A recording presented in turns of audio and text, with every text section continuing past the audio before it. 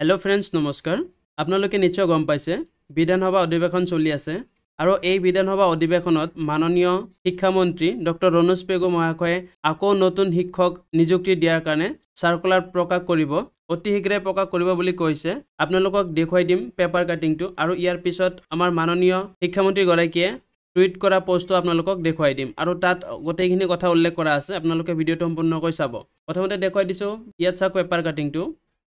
विधानसभा शिक्षामंत्री डॉक्टर रनोज पेगुर तथ्य प्राथमिकर পৰা কলেজলৈ খালি 40,510টা শিক্ষক কৰ্মচাৰীৰ পদ আপোনালোকে ইয়াত দেখা পাইছে পেপাৰ কাটিংটো আৰু ইয়াৰ পিছত চাব এতিয়া আপোনালোকক দেখুৱাই দিছো টুইট পোষ্টটো ইয়াত আপোনালোকে দেখা পাইছে এই বাতৰিটোৰ তলত উল্লেখ কৰা উপৰঞ্চি তথ্যসমূহৰ সৈতে পঢ়িবলৈ অনুৰোধ জনালো এই যেটো পেপাৰ কাটিং দেখুৱাইছো এইটোৰ কথা ইয়াত কোৱা হৈছে এক নম্বৰটো দিয়া হৈছে চাওক অনুমোদিত পদৰ বিপৰীতে খালি পদ পূৰণ কৰি 35,000 এছএছএ আৰু ষ্টেট পুল চুক্তিভিত্তিক শিক্ষক প্ৰাথমিক শাখাত আৰু 8,000 অতিৰিক্ত চুক্তিভিত্তিক শিক্ষক মাধ্যমিক শাখাত বৰ্তমান কৰ্তব্যত নিয়োজিত হৈ আছে দুই নম্বৰটো দিছে চাওক উচ্চ ন্যায়ালয়ৰ নিৰ্দেশনা অনুসৰি মাধ্যমিক স্নাতক শিক্ষকৰ 8,000টা পদ অতিৰিক্ত চুক্তিভিত্তিক শিক্ষকৰ বিপৰীতে বৰ্তমান স্থগিত ৰখা হৈছে 3 নম্বৰটো কৈছে বিদ্যালয়ৰ শিক্ষা বিভাগে ইতিমধ্যে 14,500টা এলপি ইউপি স্নাতকোত্তৰ শিক্ষকৰ পদৰ বাবে বিজ্ঞাপন প্ৰকাশ কৰিছে যেটো আপোনালোকে এপ্লাই কৰিছে হেইটোৰ কথা ইয়াত কোৱা হৈছে 4 নম্বৰ পইণ্টটো ইম্পৰ্টেন্ট আপোনালোকে চাব 1,766টা স্নাতক শিক্ষকৰ গণিত সহ অন্যান্য